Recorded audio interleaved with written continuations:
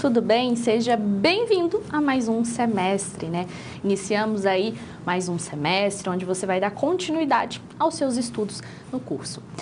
Eu sou a professora Daiane e nós vamos ter hoje aula de Cálculo Diferencial e Integral 2. Nós vamos falar sobre as integrais. Antes de falar um pouco sobre as integrais, né, eu não falei a minha formação. Alguns de vocês já me conhecem, mas outros não. Eu sou formada em matemática, mestre e doutora em ensino de ciências e educação matemática. Dito isso, foco na nossa aula de hoje. Hoje nós vamos falar sobre integrais. E aí, eu preciso que você relembre algumas coisas. O que você viu em cálculo diferencial integral 1, ou seja, derivada, limite, vai ser fundamental para que você entenda cálculo diferencial integral 2. No cálculo diferencial integral 2, nós vamos trabalhar com integrais e funções de duas variáveis. Então, se não lembra sobre derivadas, aconselho você a ir lá no seu material, revisar essas aulas de derivadas, porque elas serão essenciais para essa disciplina, tá bom? Tá, professora, a gente já, né, vocês já viram sobre cálculo, sobre derivadas, vimos que derivadas trabalham muito com taxa de variação, mas e as integrais, professora? Para que eu vou estudar essas integrais? Essas são algumas questões que nós vamos responder, acompanhe no quadro. Que tipo de situações a gente pode, então, analisar por meio das integrais? A situação que talvez a gente tenha uma maior associação é justamente o cálculo de área entre curvas. Nós podemos dizer até que as integrais, né, o estudo das integrais surgiram justamente para isso. Ah, professora, mas por que eu vou usar integral? Aqui eu tenho um ponto, uma placa fina equilibrada por um ponto. Centro de massa. Nós vamos ver que o centro de massa, né, ele pode ser determinado utilizando as integrais. Tá, aqui eu tenho uma reta e vou revolucionando. Quando eu revoluciono essa reta, nós temos aí um cilindro. Então, se eu tenho uma reta, eu vou revolucioná-la ou em torno do eixo X ou em torno do eixo Y, eu vou ter um cilindro. Tá, e aí, professora, o que eu vou usar a integral para isso? As integrais, elas são utilizadas para você calcular o volume desse cilindro. E, inclusive, aquela fórmula que você vê lá na educação básica, ela é deduzida por meio das integrais. As aplicações de integrais, elas estão mais dentro da própria matemática do que numa outra área. Isso acontece muito com certos conceitos matemáticos. As suas aplicações estão dentro da matemática, né? Muito pouco fora da matemática. Como eu disse, vai precisar do quê? De alguns conhecimentos prévios. Que conhecimentos prévios são esses? Vocês vão precisar de derivadas e algumas regrinhas básicas de matemática. Eu brinco que essas regrinhas você vai pegá-las, vai colocar na porta da sua geladeira e não vai esquecer mais, porque você vai usar e muito essas regrinhas. Acompanhe no quadro. Regrinha. Dessas regrinhas, quando eu tenho x elevado a uma potência, eu posso uma fração, perdão. Eu posso transformar em uma raiz e quando eu tenho x elevado a um expoente negativo, eu tenho 1 sobre x elevado ao expoente negativo. As nossas regrinhas de derivação, essas têm que estar na ponta da língua e também as nossas outras regras, né? Regra do produto, regra do quociente e regra da cadeia. Ah, professora, mas por que eu tenho que saber essas regras, professora? Porque o cálculo 2 ele é uma continuação do cálculo 1. Então, para a gente saber como integrar, você precisa ter muito bem a noção de como derivar. Afinal de contas, você vai perceber na aula de hoje que as duas elas estão ali, elas possuem uma relação. Vamos começar a nossa aula? O cálculo diferencial integral, né, não só o cálculo diferencial integral, todos os conceitos matemáticos, vamos pensar. Eles surgiram de uma necessidade. O homem estava lá, ele não tinha muito o que fazer antigamente, né? Então ele estava lá pensando e aí surgiu um problema. A partir desse problema, os nossos grandes matemáticos desenvolveram aí diversos conceitos. Um desses conceitos é justamente o conceito de área. Então, o que aconteceu? Né?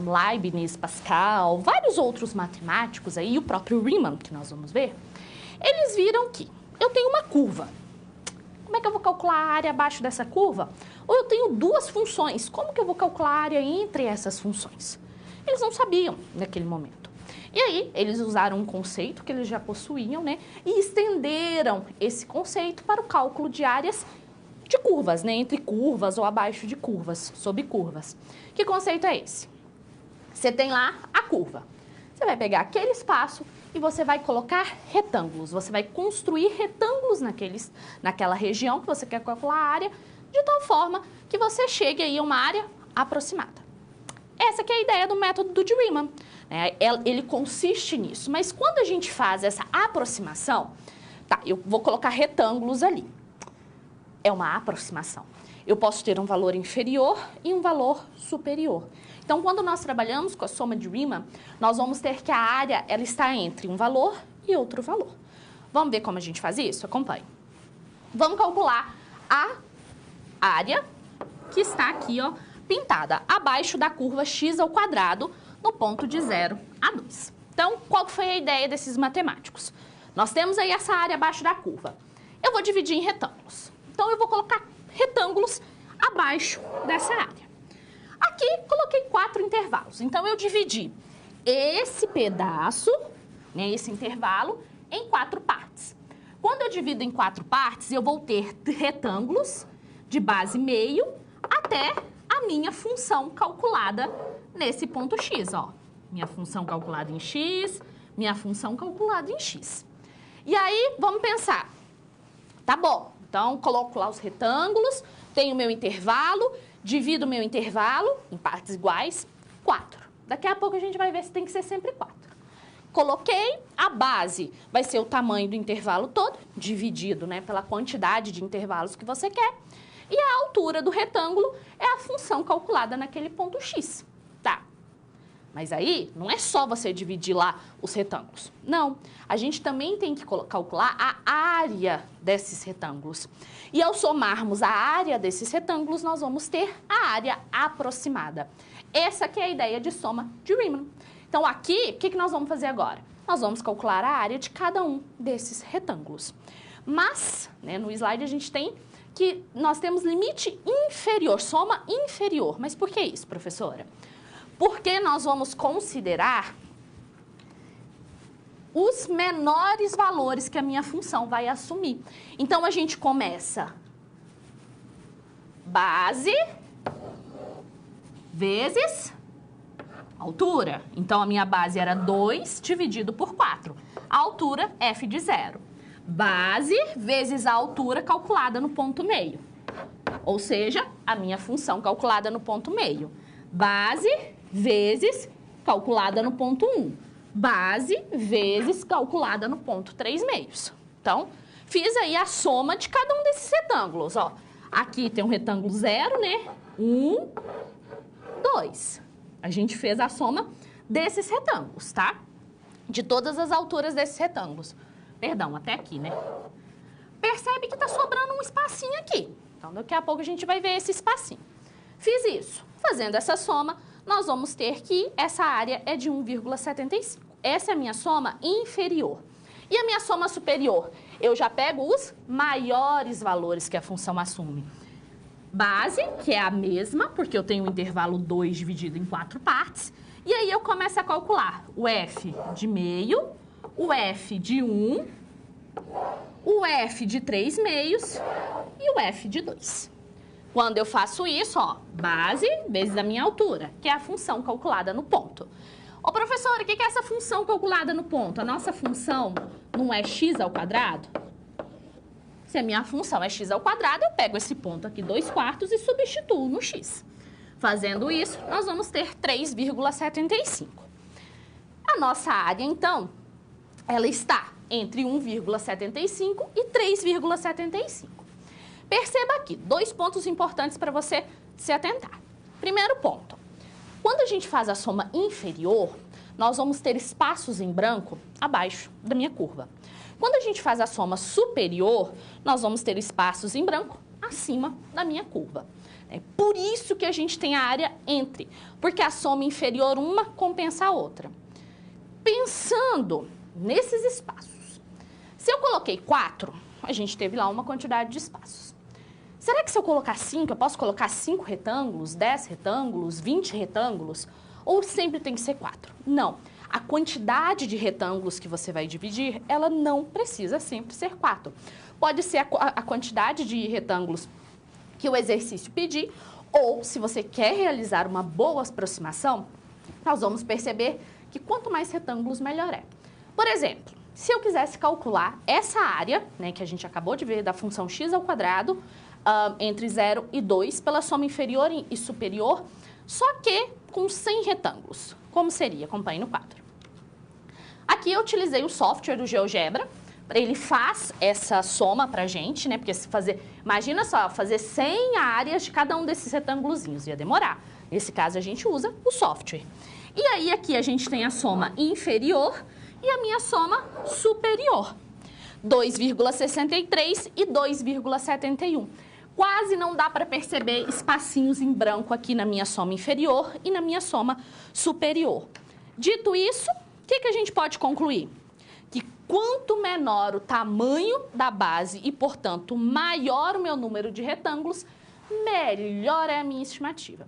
Em outras palavras, se você vai utilizar a soma de Riemann para calcular a área aproximada, para fazer uma estimativa de uma área, divida aquela região, aquele intervalo, em quantos subintervalos você conseguir. Quanto maior a quantidade de retângulos que você construir abaixo da minha curva, melhor é a sua aproximação. Perceba que no nosso exemplo ficou muito próximo, 2,63 e 2,71. A área exata, ela tá ali, entre esses dois pontos. E aí você vai falar, tá, calcular a área, a gente pode utilizar esse método, mas sempre nós temos que utilizar esse método. Esse método foi o que deu início, né? Foi o método que começou a resolver o problema das áreas. Primeiro eles pensaram nisso, e depois eles estudaram e definiram a ideia de integral definida por meio da soma de Riemann. Quando nós falamos em integrais, é muito comum associá-la ao cálculo de área. E aí um ponto que eu preciso que você tenha bastante atenção. Muito cuidado com as palavrinhas no cálculo diferencial. É uma interpretação. Então, a integral definida, ela pode ser interpretada como uma área. Nem toda integral definida é uma área, tá bom? Eu posso fazer uma interpretação. Por que às vezes há essa confusão, né, de que uma integral definida sempre é uma área? Que não é. Porque a integral definida, ela surgiu, a sua definição, né, robusta, ela veio justamente da soma de Riemann. A soma de Riemann consiste em você dividir uma curva, você tem uma curva e você vai dividir em muitos retângulos. A soma de Riemann consiste em você calcular o limite dessa soma quando eu tenho uma quantidade infinita de retângulos, né? Uma quantidade infinita, a soma da área, perdão. E aí, definiu-se então a ideia de integral. Por isso que é comum ter essa confusão. Lembre-se, integral pode ser interpretada como uma área, mas nem sempre é uma área. Por que tem essa confusão? Porque a sua definição, ela vem justamente da ideia de Riemann. Acompanhe no quadro a definição. Ó, se f, primeiro, a função tem que ser contínua. E ela tem que ser definida aí em um determinado intervalo. Então, a integral definida de f de a a b, ou seja, naquele intervalo aqui, ela vai ser dada pelo limite, quando n tende ao infinito, do somatório, essa daqui é a área dos retângulos de Riemann. F de x é a minha altura e o ΔX é o meu intervalo lá, é a minha base do retângulo. Sempre que você vai calcular uma integral, você vai, né? A definição é essa. Esse limite pode ser escrito como sendo uma integral. A gente usa esse símbolozinho que alguns autores trazem, que esse símbolo é justamente por causa da ideia de soma, então é um S alongado, a B da minha função f de x dx. E aí, mais um ponto. Professora, o que é esse dx, professora? O que esse dx está fazendo aí? Esse dx, ele é o incremento. Quando a gente vai calcular lá a soma de Riemann, nós não temos o limite da soma lá das minhas áreas. Nas áreas a gente não tem os pedacinhos ali, a minha base dos meus retângulos. O meu ΔX, que representa essa base, ele vai se transformar num dx. É um incremento, é um acréscimo. Ele vai indicar para você, olha, você está calculando a integral em relação à variável x, tá? É isso que é o significado do dx. Ele está ali, veio da definição, que é a definição que veio da ideia de limite, da ideia da soma de Riemann, e ele está te indicando, olha, é x. Mas por que ele está indicando que é x? Você pode calcular uma integral de uma função de outra variável, um t, um w, e aí ele vai estar lá, olha, em relação a t, em relação a w. Então, esse dx ele é essencial para que você saiba em relação ao que, a que variável você está calculando a sua integral. Tá bom, professora, a gente viu que a integral definida, ela tem essa ideia do limite. Ok, mas professora, nós vamos ter que calcular limite sempre, professora? Ainda bem que não. E é aí que entra a grande sacada dos matemáticos, né? Leibniz ou Newton. Porque Leibniz e Newton, eles desenvolveram grande parte do cálculo diferencial integral juntos, na mesma época, mas separados, né?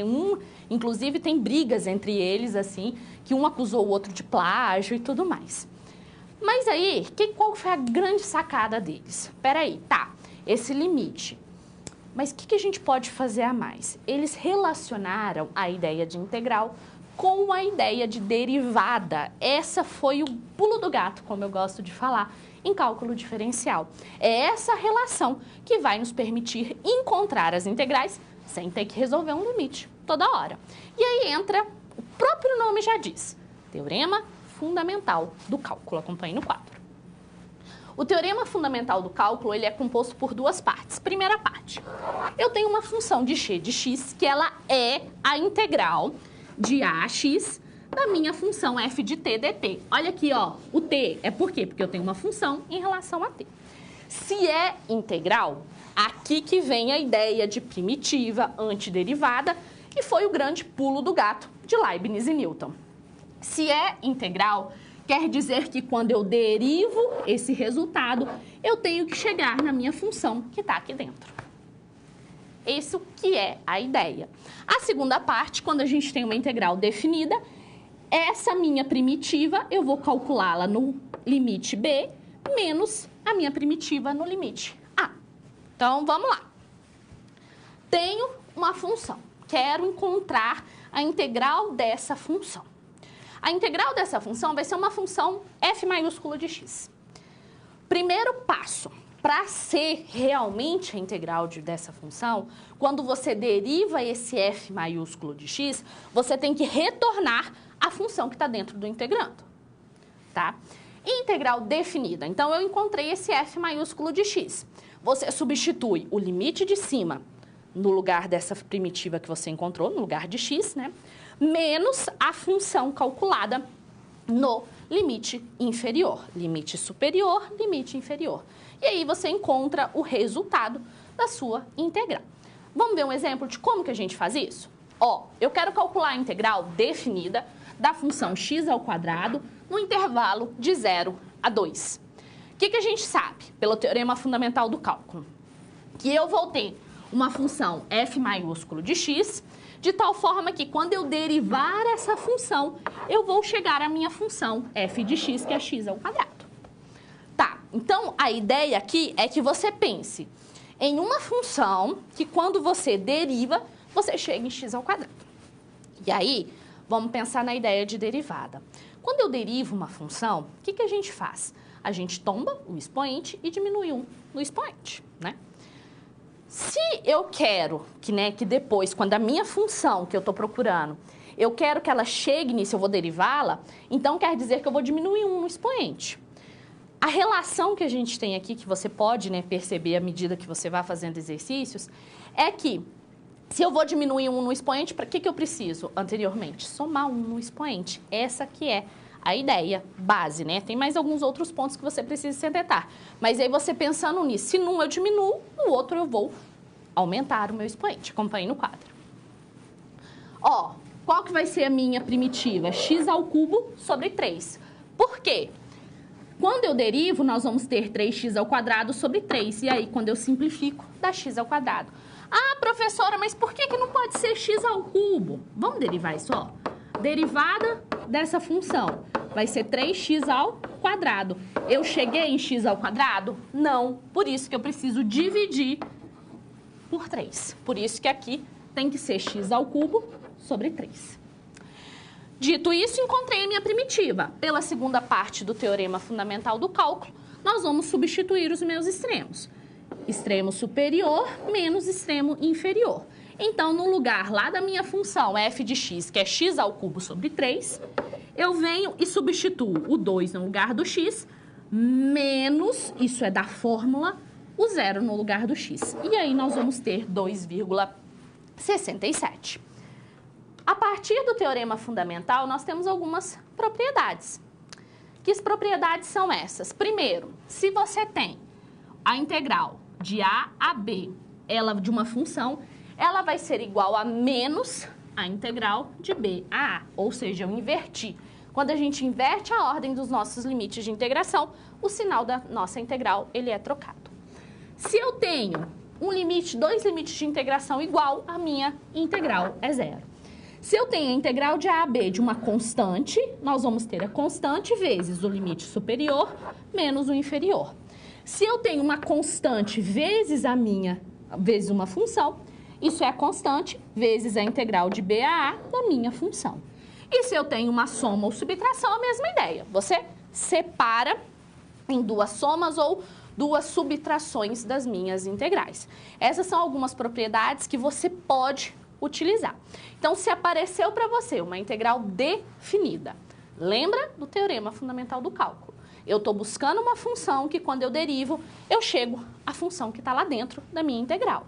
Depois, encontrei essa função, eu substituo os valores do meu limite superior na função encontrada, menos, é da fórmula, não esquece, cuidado com esse jogo de sinal, tá? Menos a minha função calculada no limite inferior. É assim, é esse teorema que a gente usa para encontrar o resultado de uma integral definida. Ô, professora, sempre nós vamos ter integrais definidas? Você pode se perguntar isso. Uma integral definida é uma integral que você está calculando num determinado intervalo ali. Sempre. Não. Matemática, você tem que tomar muito cuidado com o sempre. Ele nem sempre é sempre. Então, gente, eu não gosto de falar sempre em matemática. Por que não? Eu posso calcular uma integral onde eu tenha uma família de funções, onde eu não tenha um intervalo definido. Eu tenha calculá-la em todo o intervalo. Eu não tenho ali uma integral de a a b. Não, eu tenho uma integral. E quando a gente tem essa ideia, nós temos as integrais indefinidas. As integrais indefinidas, elas são só a primeira parte do teorema fundamental de cálculo. Qual que é a primeira parte do teorema fundamental do cálculo? Eu tenho que encontrar uma primitiva ou uma derivada, que quando eu derivo, eu chego na função ali dentro da minha integral. Essa que é a ideia das integrais indefinidas. Acompanhe no quadro. Então, dizemos que uma função f é uma antiderivada ou primitiva de uma função f minúsculo em um dado intervalo, se, quando eu derivo, nós chegamos à função que está dentro, para todo x. Pensando aqui, ó, integral de x ao quadrado dx. X ao cubo sobre 3 mais c. E aí você pode... Ô, professora, aí você pode se perguntar, né? O que esse c está fazendo aí, professora?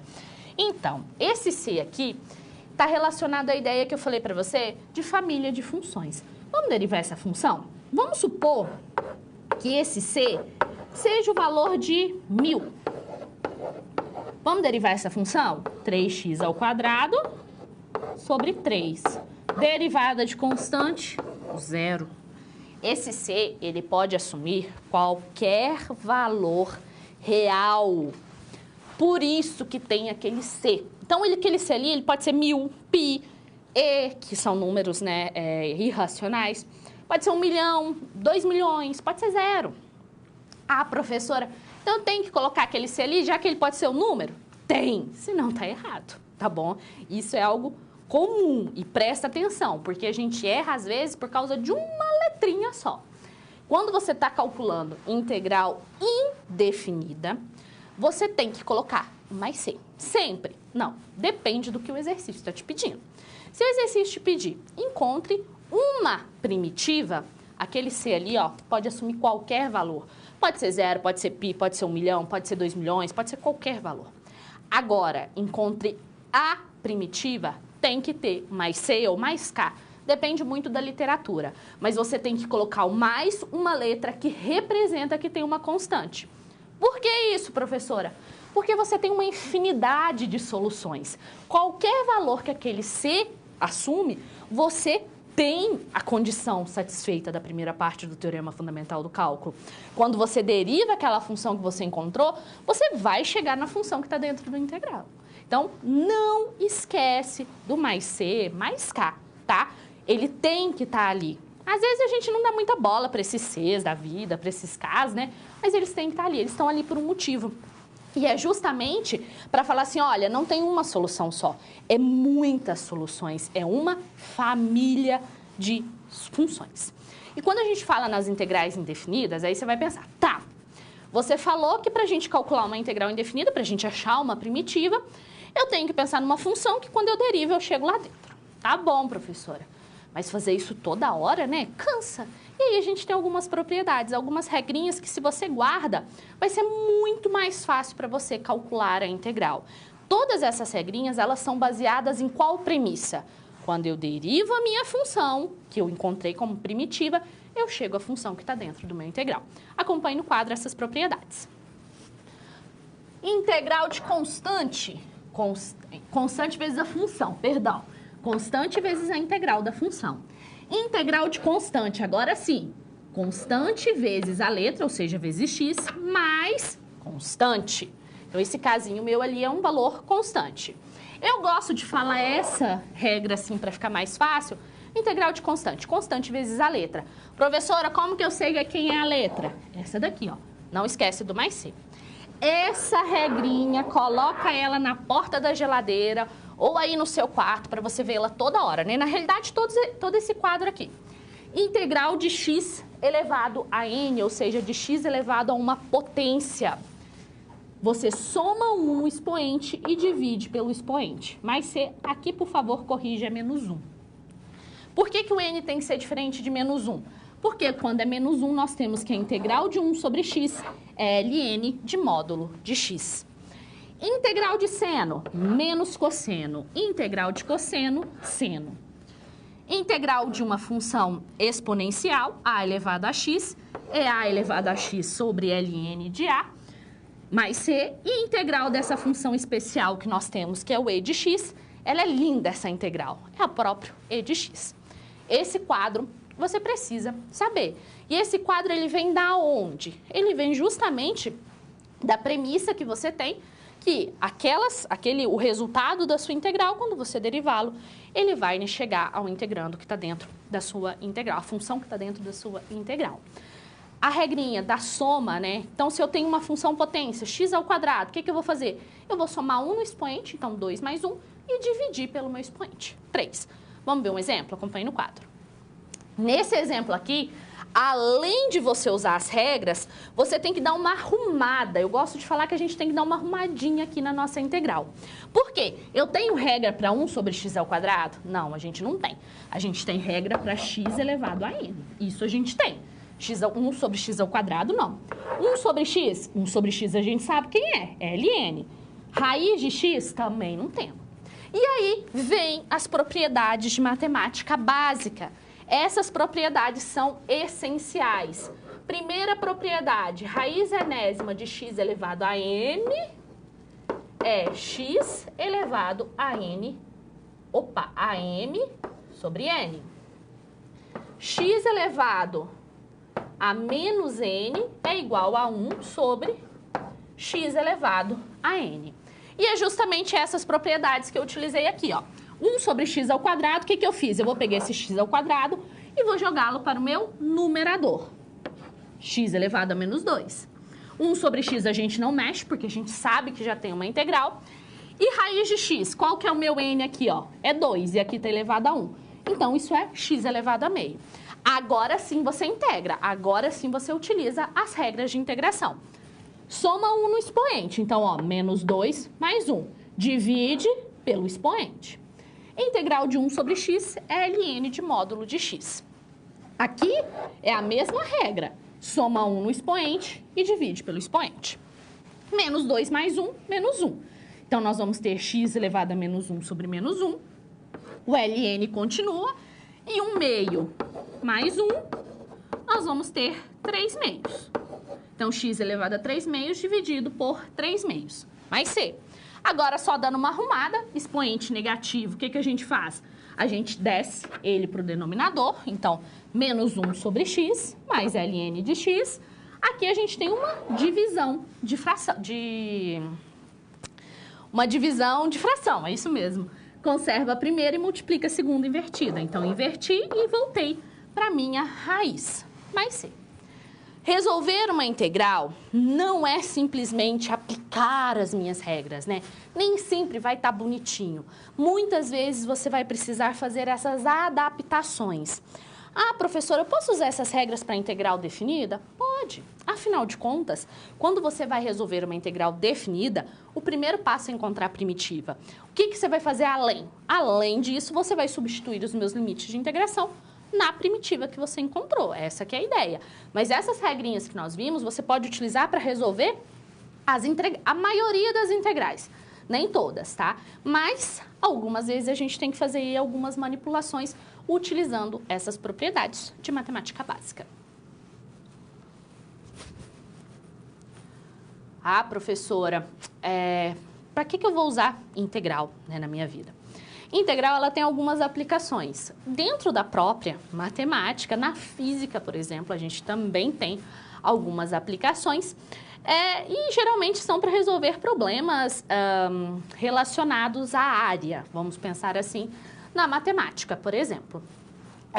Até porque o conceito de integral, ele surgiu dessa ideia, né? Ele surgiu para a necessidade de você calcular a área entre curvas. Então, é razoável que a gente tenha uma aplicação. E a gente pode resolver alguns problemas utilizando justamente esses conceitos, o conceito de integral definida, como é o caso dessa situação. Acompanhe. Uma determinada empresa de energia realizou um estudo para determinar o consumo em quadrilhões de BTUs por ano de petróleo. Como resultado, ela encontrou que o consumo seguiria o seguinte modelo, que foi dado esse aqui, em que T corresponde a 15, é igual a 15 e corresponde ao ano de 2015. Ele quer saber qual que é a quantidade de petróleo que será economizada quando o consumo real seguir esse modelo. Para a gente descobrir qual que é a quantidade, né, de petróleo que nós vamos ter nesse período de ano de 15 a 35, o que nós podemos saber? Nós precisamos saber primeiro qual que é a quantidade no modelo inicial, né, na previsão, e a quantidade no modelo real. E fazendo a diferença, nós vamos ter justamente aí, né, quanto que seria economizado ou não.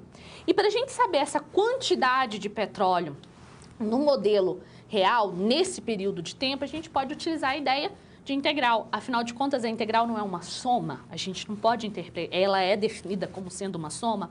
Então, aqui, nesse problema, cabe o uso das integrais. Então, nós vamos calcular a integral definida dessa diferença, porque eu quero saber justamente quanto que eu vou economizar do modelo estimado menos o modelo real, num período de tempo.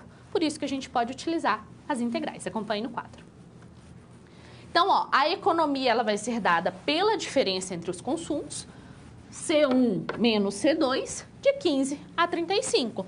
Por que eu estou usando integral? Porque eu estou calculando ali uma soma, né? Apesar de ser uma diferença, nós estamos encontrando qual que é a quantidade total de C1 menos a quantidade total de C2. Para isso, a gente coloca aqui a função C1 menos C2. Dica da professora, coloca a segunda função entre parênteses por causa desse sinal aqui, senão você vai confundir e vai acabar não fazendo o jogo de sinal, que nesse caso aqui é fundamental. Fazendo as subtrações, você vai ter que integrar essa função. Regrinha de integração. Eu tenho uma potência, somo 1 no expoente e divido pelo expoente. Função potência, 2 mais 1, 3, divido pelo expoente. T, o T está elevado a 1. 1 mais 1, 2, dividido por 2. Constante, integral de constante, constante vezes a minha letra, vezes a minha variável. Quem que é a minha variável? A minha variável é t, então, vezes t. Depois você substitui em 15 em 35. Primeiro, no lugar do t, você coloca o 35 e você vai encontrar 60,68 aproximadamente. Menos o resultado, quando você substitui o t por 15. Você vai encontrar mais 2,73. Fazendo a soma, nós vamos ter 63,41. Então, essa que é, aproximadamente, a diferença entre o petróleo calculado no modelo 1 e o petróleo calculado no modelo 2.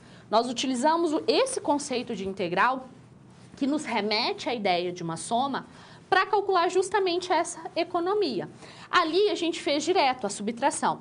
Ah, professor, e se eu não quisesse fazer a subtração direto? Ok, você poderia calcular primeiro a integral do modelo estimado, aí você estaria calculando toda a quantidade de petróleo naquele intervalo de tempo, menos você calcula a integral do modelo real, que você vai estar calculando a quantidade de petróleo em todo aquele processo de tempo. Não tem problema. Pode ser dessa forma ou pode ser separado. Você escolhe a melhor forma que você quer resolver o problema. O importante é que você o interprete corretamente, né, e o resolva, não ferindo aí nenhuma regra matemática e, no nosso caso, não ferindo nenhuma regra das integrais. O objetivo dessa atividade é uma aplicação das integrais. As integrais, elas podem ser utilizadas, elas podem ser interpretadas como sendo uma área. Então, a gente pode ter lá uma integral e eu posso interpretá-la como uma área. Mas talvez a aplicação mais comum que a gente tem é justamente na física. E aí a gente tem que pensar. Quando a gente tinha derivada, a derivada da minha posição era a minha velocidade. A derivada da minha velocidade era a minha aceleração. Opa, professor, agora a gente está ao contrário. Então, quer dizer que a integral da minha aceleração é a minha velocidade. E a integral da minha velocidade é a posição. E esse que é o objetivo dessa atividade. Acompanhe. Um corpo move-se ao longo de uma reta de tal forma que a sua velocidade é dada por isso. Com base nessas informações, eu quero que você determine a posição desse corpo no tempo de 6 segundos, sabendo que no tempo zero a minha posição é 0. Então, qual seria aí a minha posição? Eu vou dar um tempinho para você pensar, mande a sua dúvida e daqui a pouquinho a gente volta para resolver essa atividade.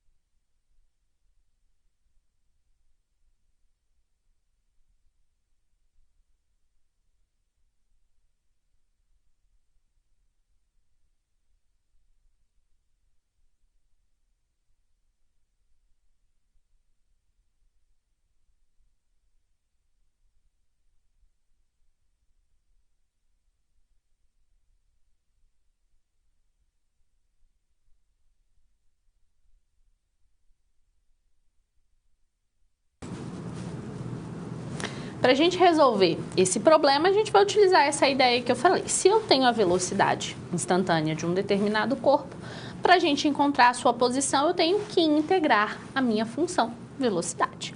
Então, vamos ao quadro para a gente fazer essa atividade. Primeiro, a gente vai determinar, então, a posição a partir da velocidade. Nós temos que a integral de 3t ao quadrado menos 6, que essa é a minha função velocidade. Aqui, regra, soma 1 no expoente e divide pelo expoente. Nós vamos poder simplificar, então nós vamos ter t ao cubo. Integral de constante, constante vezes a variável. Quem que é a nossa variável? É t, então menos 6t. Mais c. Ô, professora, por que esse mais c tá aí, professora? Porque a gente tem uma integral indefinida. Ah, tudo bem, professora. Nós temos uma integral indefinida, ok. Ô, professora, mas esse mais c, Ele pode assumir qualquer valor. Então, como é que eu vou achar esse mais C, professora? Esse mais C, né, ele assume aí qualquer valor, seu raciocínio, tá certo? Mas como que a gente vai achar ele? Porque para aquele problema ele tem um valor específico. A gente acha ele pela condição que nos foi dada. Falou que na velocidade zero, ou seja, quando o carro está parado, ele está na posição zero. A partir disso, o que eu sei? Que a posição é igual a zero quando o meu tempo é igual a zero. E aí a gente monta uma equação e encontra o valor do C. Acompanhe no quadro. Nós sabemos que a posição no tempo zero é zero. Com isso, o nosso C é zero. Ah, professora, sempre vai ser assim. Não, depende da condição. Ele poderia falar, por exemplo, que na velocidade zero ele estava na posição 1, qualquer outro.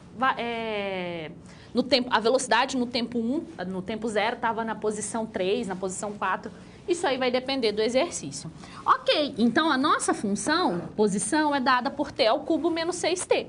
Só que o exercício ele pediu o quê? A posição em 6 segundos. O que nós vamos fazer? No lugar do t, a gente substitui o 6. Nós vamos ter 216 menos 36, nós vamos ter aí 180 metros. Essa é uma das aplicações do uso do cálculo das integrais, que é justamente você calcular a posição de um determinado corpo, dado a sua velocidade. Para isso, nós vamos utilizar as integrais indefinidas. Lembre-se, você tem que encontrar aquele mais C ali. Aquele C ali, ele vai assumir um valor dependendo do problema. Como que você vai fazer isso? Olha para o seu problema. Lá vai ter te dado uma condição. Ele vai falar assim, olha, a posição no tempo tal é tanto. Ele vai te falar alguma informação que você vai usar para encontrar o valor desse mais C.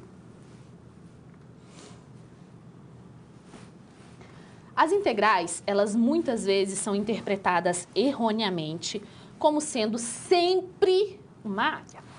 Não é. Por quê? Quando a gente está falando de área, nós estamos falando de uma medida positiva. A gente não está falando de uma medida negativa. E aí você vai pensar, professora, mas eu já resolvi uma integral, professora, e deu um valor negativo. Não faz sentido, né? Se a gente pensar como sendo uma área, mas não é. As integrais, elas podem ser interpretadas como sendo uma área. E aí vem a ideia, a área sempre é positiva. Vamos ao quadro para a gente ver algumas informações.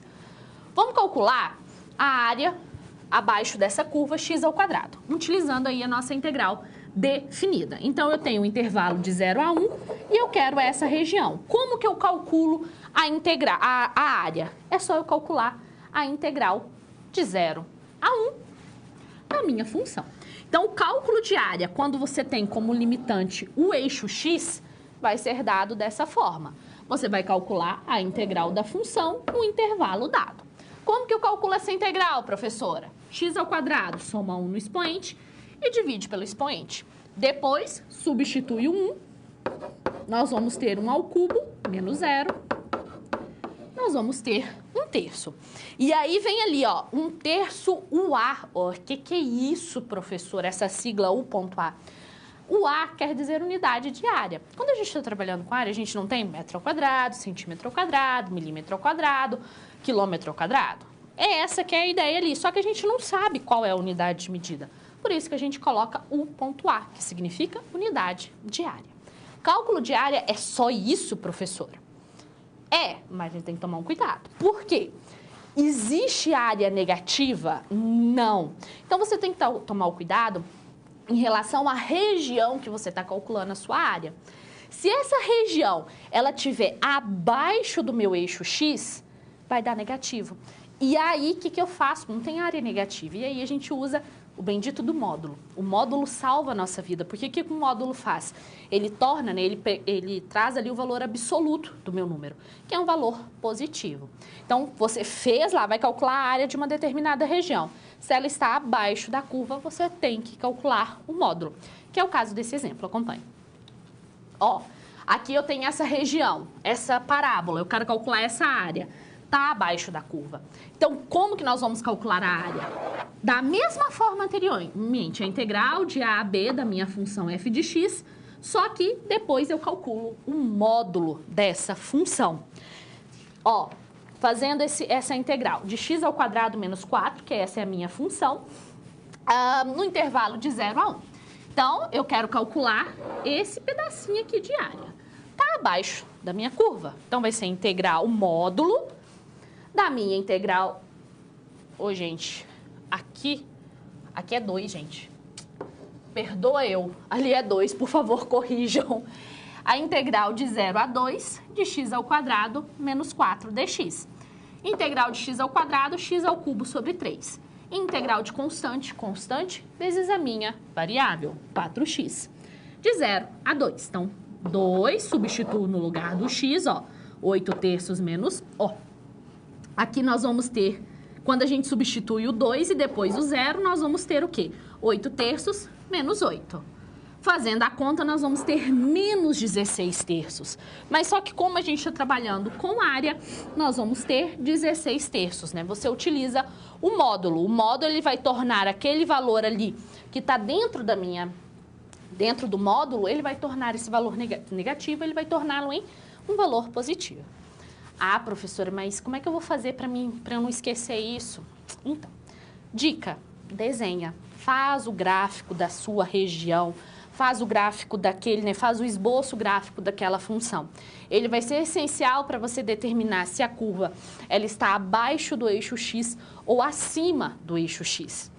Ah, professora, então, e se eu quiser calcular sempre com módulo? Não tem problema, né? Mas às vezes a gente esquece desse módulo. E aí vem o caso da professora. A professora já perdeu uma questão na prova de mestrado por causa disso.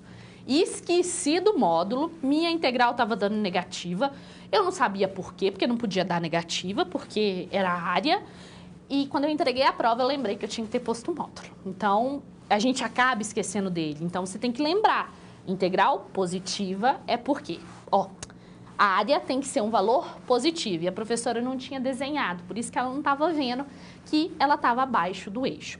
Outro ponto importante também que a gente precisa para a gente desenhar, é que nem sempre a função como um todo, ela está só acima do eixo x ou só abaixo do eixo x. Às vezes intercala, que é o caso desse exemplo. Acompanhe.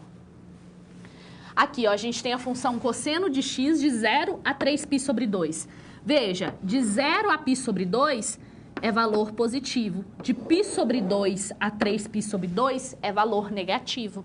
E aí você pensa, como que eu vou calcular essa área, professora? Você vai calcular a área A1, que é essa função, mais a área A2. Só que a área A2 tem que estar em módulo, porque vai ter que dar um valor positivo.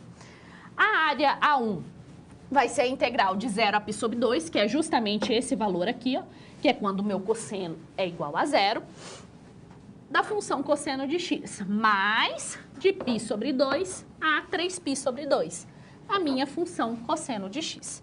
Integral de cosseno, seno de x. Então, seno calculado no 0 e no π sobre 2, e seno calculado no 3π sobre 2 e no π sobre 2. Fazendo essa substituição, nós vamos ter 1 mais 0.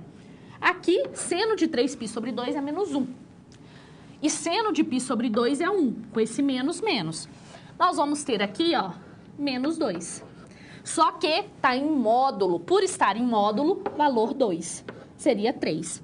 Veja que se a gente não tivesse colocado em módulo, qual seria o resultado dessa integral? O resultado dessa integral seria menos 1. Eis a importância do módulo quando nós estamos calculando área. Nem sempre as minhas áreas elas estão acima da minha curva ou só abaixo. Às vezes elas mudam, né? Abaixo do eixo, perdão. Faça o esboço gráfico. Depois de feito o esboço gráfico, veja qual parte está acima do eixo x e qual parte está abaixo do eixo x. O que estiver abaixo do eixo x, calcula em módulo. Ah, professora, mas e se eu calculasse a integral de cosseno de x de 0 a 3π sobre 2? Ia dar menos 1. Por quê? Porque ele não está considerando aquilo ali como uma área, ele está considerando como uma integral só. Então, quando a gente vai fazer cálculo de área, a gente tem que levar em conta essa interpretação. Que área, quando está abaixo do meu eixo x, a gente calcula o módulo da integral. Se você não calcula esse módulo, vai subtrair e pronto, você vai estar calculando uma integral normal e não uma área de uma região. Uma das interpretações das integrais é a área. Ok. Tá. A área, então, professora, se eu tenho lá uma função, tem uma função, o eixo x. Ok, para eu calcular a área dessa região, eu vou calcular a integral de AB da minha função. Tomando cuidado que se ela estiver abaixo do eixo x, você tem que calcular um módulo dessa integral. Não se esqueça, não existe área negativa. Ok? Ô, professora, mas e se tivesse o caso onde eu teria duas funções? Por exemplo, uma parábola e uma reta, e eu quero calcular o que está aqui no meio. Como que nós vamos fazer, professora? A ideia é muito similar, né? Nós vamos utilizar a ideia de área entre curvas, que nada mais é do que a diferença entre as duas funções.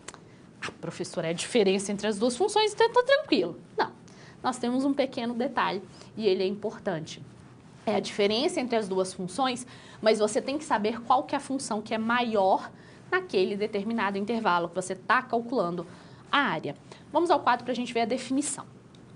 Bom, a área A delimitada pelas curvas y igual a f de x e y igual a g de x, então eu tenho duas curvas. E pelas retas x igual a b, onde f e g são contínuas e aqui, ó, essa característica aqui, ó. Ele está falando que a função f, ela é maior do que a minha função g para todo o intervalo de a a b. Logo, a área dessa região vai ser a integral de a a b da função f menos a minha função g. Esquematicamente, nós vamos ter aqui, ó, eu quero calcular essa região aqui, ó. Função f, função g. O exercício fala, a definição ela fala que a minha função f é maior, ou seja, f tem maiores valores do que g. Essa região ela vai ser dada por quem? Pela área abaixo da função f de x, que é toda essa região, menos quem? Menos a área abaixo da g de x. Por isso que a gente define a área entre duas curvas dessa forma. A função f de x menos a g de x. Ô, professora, sempre vai ser assim? Não. Depende. Depende do gráfico, depende da situação que você está trabalhando, né? E outra, não se apegue a f e g, a nomenclatura. O que você tem que lembrar? Tá, eu estou calculando a área entre duas curvas. Ok. Eu tenho que verificar qual que é a curva maior, ou seja, qual curva assume maiores valores. Porque a partir dela eu faço ela menos a curva de baixo. Essa que é a ideia. Ah, tá bom, professora, mas em todo o intervalo a função, por exemplo, a função f sempre vai ser maior que a g? Também não. Depende. Em algumas funções nós temos um ponto ali onde você há inversão. A função g, por exemplo, se torna maior do que a função f, que é o caso desse exemplo. Acompanhe. Nós queremos calcular a área entre as funções cosseno e seno, de 0 a π sobre 2. Primeiro passo, faça o esboço gráfico dessa região. Porque você fazendo o esboço gráfico, você vai ter uma noção de quem que é maior do que a outra, né? Qual função é maior que a outra. Aqui em azul, nessa região aqui, nós temos a função cosseno. Lembre-se que o cosseno ele corta o eixo y no ponto 1, no valor 1. E aqui nós temos a função seno. Opa, ela corta o eixo no 0 e em π sobre 2 é 1. E eu quero calcular essa região aqui, ó, essa área, de 0 a π sobre 2. Aqui nós temos a interseção entre essas duas funções. Como que a gente encontra esse valor da interseção? Primeiro, você precisa lembrar o que significa quando duas funções elas se cruzam. Quando duas funções se cruzam, isso significa que os valores de y para aquele valor de x são os mesmos. Ou seja, a função f de x é igual à função g de x. Então, naquele caso, a gente tem que encontrar qual é o valor de x, de tal forma que seno seja igual a cosseno. Esse é fácil, é π sobre 4, naquele caso ali. Então, naquele ponto, π sobre 4, tanto seno quanto cosseno é igual. E você vai perceber que naquele ponto há uma inversão. Cosseno era maior do que seno até π sobre 4, mas depois muda. Seno se torna maior do que o cosseno. Acompanhe no quadro. Ó, a gente tem essa inversão aqui, ó. Cosseno é maior do que seno é maior do que cosseno. Eu gosto de falar a função que está por cima e a função que está por baixo, que nada mais é a maior função menos a menor função. Para isso, a gente tem que calcular, para calcular a área toda dessa região, essa parte mais essa parte. Essa parte, qual que vai ser a integral? De 0 a π sobre 4, Quem que está por cima? Cosseno. Quem que está por baixo? Seno de x. Calculando essa integral, integral de cosseno, seno. Integral de menos seno mais cosseno. De 0 a π sobre 4. Fazendo as substituições, nós vamos ter raiz de 2 menos 1. Calculamos a primeira parte. Agora, nós vamos calcular a segunda parte. Oi, gente, aqui é 2. Corrijam aí. Vai ser... Aqui não tem o gráfico. Espera aí. Qual que vai ser agora essa segunda parte? De π sobre 4, quem que é maior? Seno. Quem que é menor? Cosseno. Então, agora nós vamos calcular a integral de π sobre 4 a π sobre 2, porque é o outro pedaço, é o outro intervalo, de seno menos cosseno. Integral de seno menos cosseno. Integral de menos cosseno menos seno. De π sobre 2 a π sobre 4. Substituindo os valores de x, nós vamos ter raiz de 2 menos 1. Mas a gente quer o quê? A área total. Eu quero a área tanto dessa região quanto dessa região. Coincidentemente, é o mesmo valor. Somando, nós vamos ter 2 raiz de 2 menos 2. Essa que é a minha área. Ali faltou uma unidade de área, né? Ah, professora, tem raiz, não gosto de raiz, poderia usar decimal? Pode, não tem problema. Só verifique, se você estiver fazendo, por exemplo, uma questão de múltipla escolha, só verifique se está em decimal, se está em raiz. E aí, você trabalha ali com a melhor forma que você encontrar, tá? Cálculo de área entre curvas, cuidado com o esboço, né? Cuidado com a função, porque você saber qual que é a função que é maior do que a outra é essencial para que você resolva corretamente a área. No nosso exemplo, se você considera assim, função cosseno vai ser maior sempre, ia dar outro resultado. Por quê? Porque você não considerou que ali em π sobre 4 há essa inversão. Então, é importantíssimo que vocês façam o esboço gráfico das suas funções quando vocês estiverem calculando área, né? Área entre curvas, área só quando você tem uma curva e delimitada pelo eixo X ou pelo eixo Y. É essencial, porque você precisa ver onde está aquela área que você está procurando, porque a área não existe negativa. E se você tem uma função que ela muda aí o seu comportamento em relação à outra, você vai ter outros valores. Todo cuidado é pouco quando a gente fala em área. Se atente a esses pequenos detalhes. Quando nós falamos em integrais indefinidas, vamos lá. Integral indefinida, qual que é a ideia? Eu estou calculando, né, vou procurar uma primitiva de uma função, de tal forma que quando eu derivo essa primitiva, eu chego na função que está lá dentro do meu integrando. Ô, professora, mas quando eu estou calculando uma integral indefinida, eu tenho lá um mais c, professora. Verdade. E o que é esse mais c? É qualquer valor real que você põe ali. Por quê? Derivada de constante é 0. Derivada de um valor real é 0. Ah, professora, mas e se eu quisesse encontrar esse valor desse c? Tem como? Tem. E aí a gente precisa pensar. Quando eu tenho mais c, eu vou ter uma solução geral. Por que é uma solução geral? Porque eu abarco ali todas as minhas funções. Todas as funções que quando eu derivo, eu chego à função que está lá dentro. E se eu quisesse encontrar uma solução particular? É aí que entra os meus valores iniciais.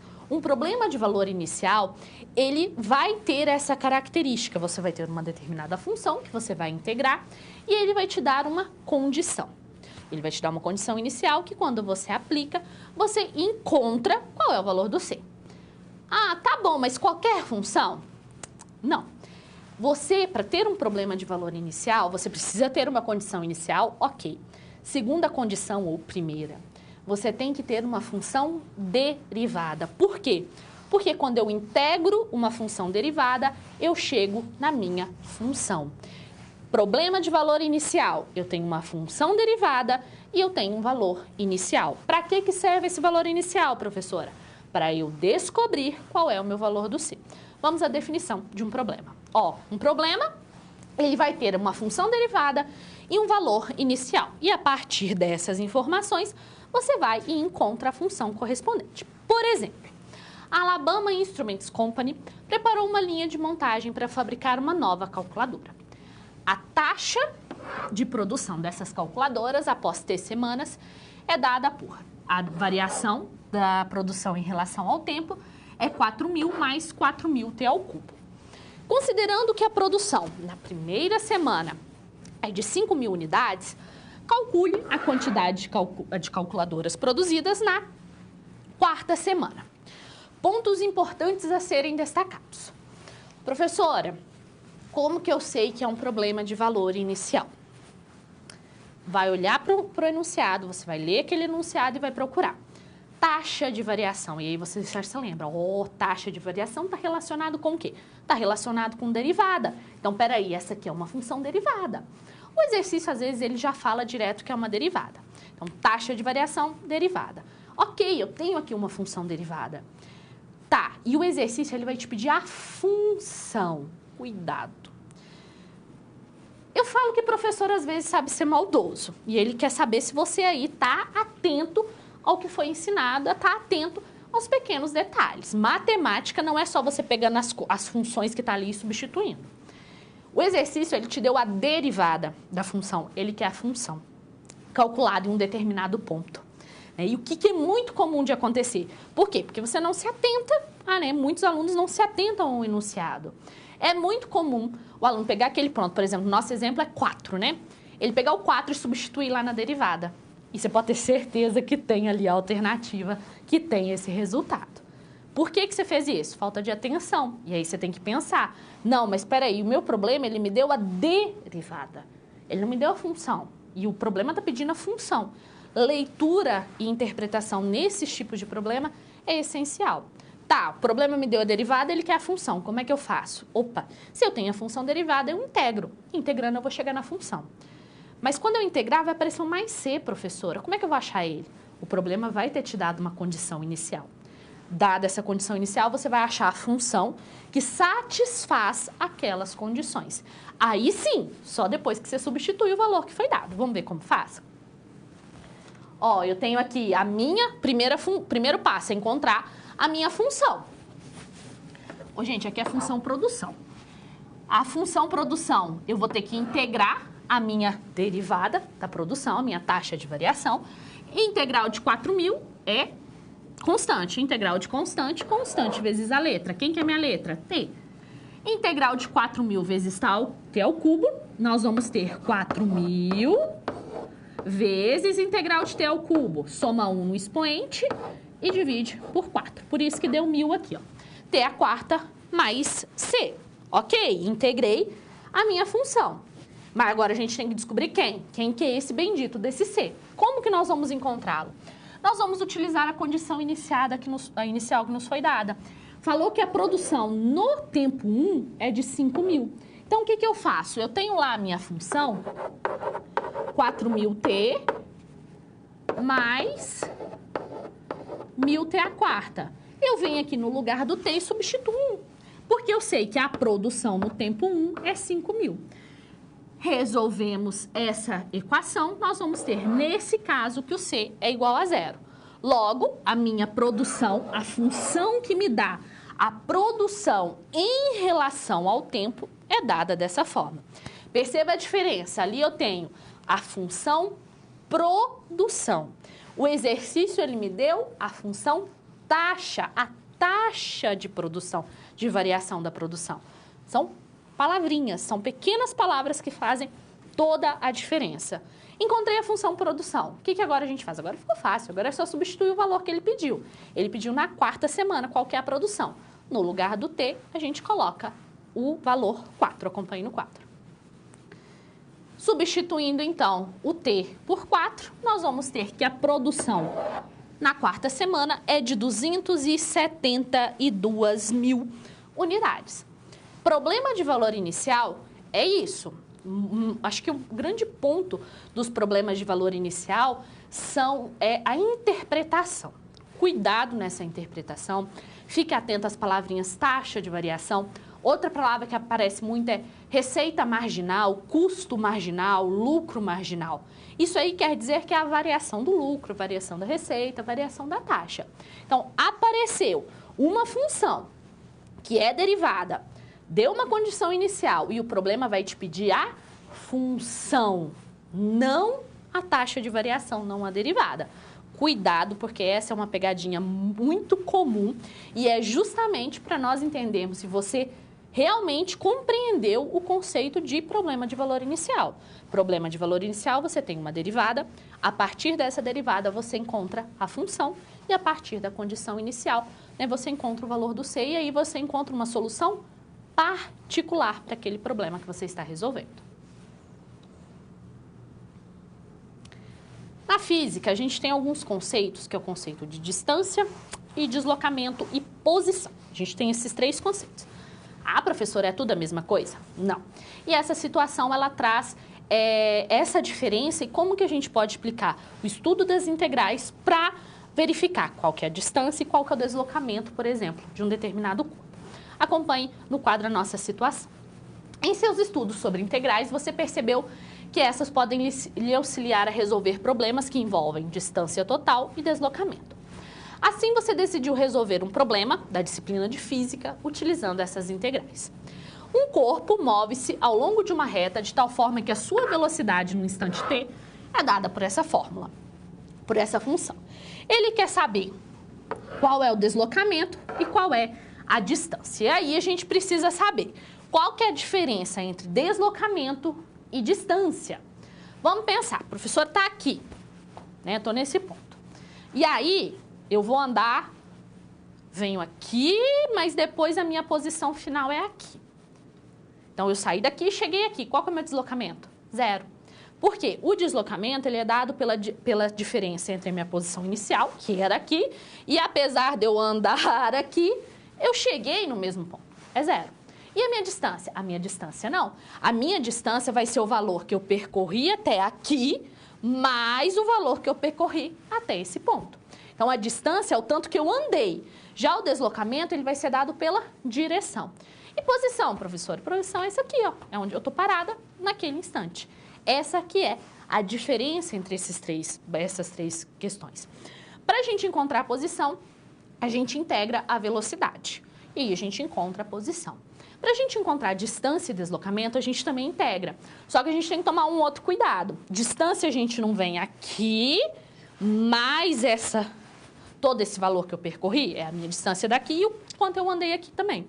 E aí entra a ideia de área. Quando a gente está calculando distância, nós vamos trabalhar com área. Já o deslocamento não, é a diferença entre a minha posição inicial e a minha posição final. Vamos ao quadro ver a definição. O deslocamento é a mudança de posição durante um período. Então, para eu calcular o deslocamento entre o tempo 1 e o tempo 2, nós vamos calcular a integral de T1 a T2 da minha velocidade calculada da minha velocidade. Já para calcular a distância, a gente tem que considerar quando a minha velocidade é maior do que 0 e quando a minha velocidade é menor do que 0. E aí, a gente tem que calcular o módulo da minha velocidade. A gente pode interpretar esses problemas como sendo um problema de área. O deslocamento, então, vai ser a diferença daqui até aqui, até esse ponto. Ok. Já a distância, você tem que considerar as áreas, ó.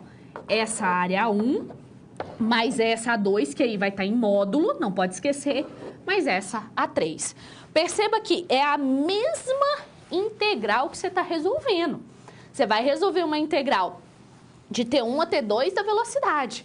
Só que uma você resolve a velocidade, o outro você resolve em módulo. Quando a gente está resolvendo em módulo, o que nós estamos fazendo? Área. Então, a gente tem que ver onde está negativo, porque a gente tem que somar todo mundo.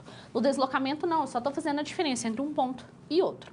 Vamos ver um exemplo de como... Vamos resolver, né, a nossa situação, problema. Acompanhe. Nós sabemos que a função é t ao quadrado menos t menos 6, e a gente quer saber no instante de 1 a 4. O deslocamento é só a gente fazer a integral nesse intervalo da velocidade. Integral de t ao quadrado soma 1 expoente e divide pelo expoente. Integral de t, aqui é 1, soma 1 e divide. Integral de constante, constante vezes a letra. 1 a 4. O que a gente faz agora, professora? Pega esse 4 no lugar do t e substitui. Nós vamos ter essas contas. Pega o 1 no lugar do t, substitui. Nós vamos ter. Lembre-se, limite superior menos limite inferior. Não esquece. E coloca essas subtrações, né? Coloca a substituição depois do limite inferior entre parênteses, para você não errar joguinho de sinal. Fazendo a conta, nós vamos ter menos 9/5.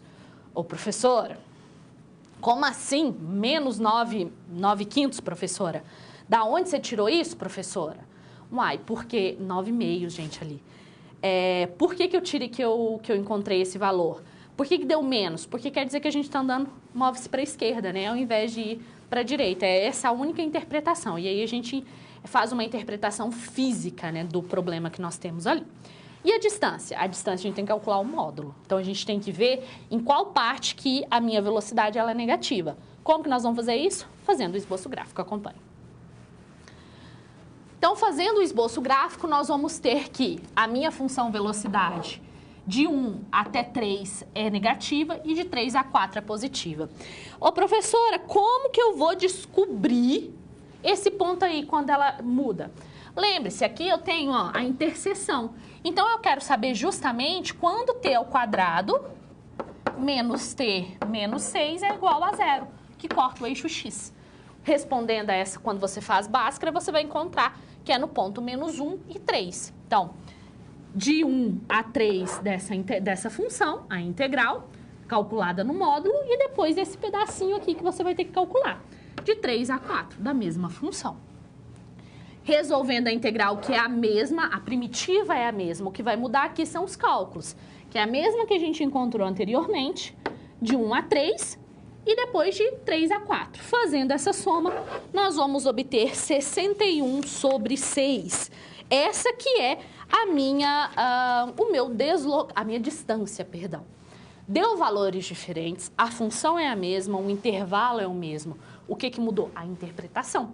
Deslocamento, a integral de um ponto ao outro naquele intervalo, né? Ok. A distância não é a integral no tempo, no intervalo de tempo, só que é do módulo da minha velocidade. Então, eu preciso saber quando que a minha velocidade é negativa. Para fazer isso, você faz o esboço gráfico e verifica em qual intervalo. Geralmente, como que você encontra onde é o ponto, né, que você está tendo aí essa mudança do valor da área, como foi no nosso caso? Você pega a função iguala a 0 nesse caso. Por quê? Porque está cortando o eixo x. Se está cortando o eixo x, quer dizer que meu y é igual a 0. Interpretação de interseção. Se está interceptando o eixo x, y é igual a 0. Se você tem duas curvas se interceptando, quer dizer que aquelas duas curvas possuem o mesmo valor de y para aquele x. Essa que é a ideia e são interpretações importantes quando você está resolvendo determinados problemas que envolvem o cálculo de integrais. O objetivo dessa atividade é colocar a mão na massa, é a gente fazer algumas integrais. E aí, antes de eu mostrar para você qual que é a integral, eu tenho um recadinho. Ah, professora, como é que eu vou aprender esse tanto de integral, professora? Fazendo exercício, fazendo bastante integrais. Eu trouxe aqui 3, mas o ideal é que você faça muitas. Eu já fiz tanta integral na minha vida que algumas eu já sei de cor. E presta muita atenção também na hora de fazer as integrais, porque às vezes a gente acaba esquecendo de alguns detalhes. Então, faça exercícios, faça bastante integral, né? Faça exercício que é do tipo mesmo, calcule, não precisa ser problema, calcule. Porque você fazendo bastante exercício de integrais, como que eu vou trazer aqui para você, você vai aprimorar o seu olhar e vai ficar muito mais fácil você identificar como resolve determinadas integrais, a depender da função. Vamos ao quadro para a gente ver quais são as integrais. Eu quero que você resolva essas 3 integrais, ó, 2 indefinidas e 1 definida. Faça. Essa atividade ela é essencial para que você, né, coloque em prática os conceitos de integral. Daqui a pouco eu volto, né, mande a sua contribuição. Se tiver alguma dúvida, também manda a sua dúvida. E já já eu volto para a gente resolver essas integrais.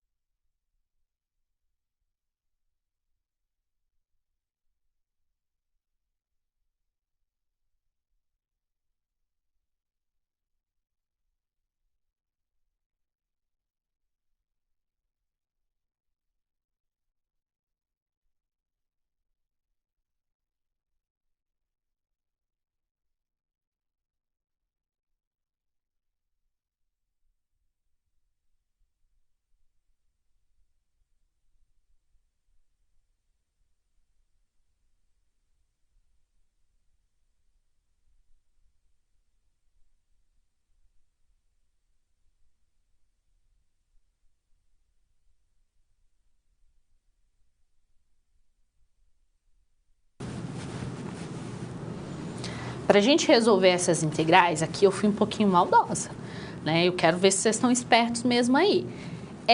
A gente vai ter que dar uma arrumadinha, que foi o que eu falei. A gente vai ter que dar uma arrumada nas integrais de tal forma que a gente chegue àquelas regras que a gente sabe.